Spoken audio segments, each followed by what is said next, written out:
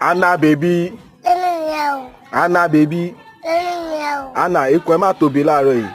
Ṣé o ti jẹun ni? O ti jẹun. Ṣebí mọ́mì ẹ̀ ń fún ẹ ráìsì jẹ ńsìn.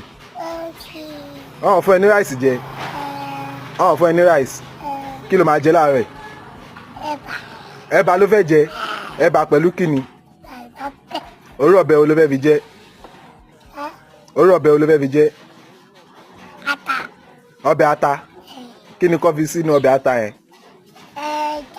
Ẹja. Ẹja ni kó fi sí. Ṣé kí mọ́mì ẹ̀ sebẹ̀ fún ẹ láàárọ̀ yìí? Kó sebẹ̀ fún ẹ kó dẹ̀ tẹ̀bà tó gbóná. Ibo lẹ wá ń lọ láàárọ̀ yìí?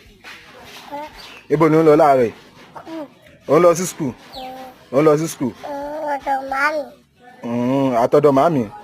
Ó yá ka poem fún mi.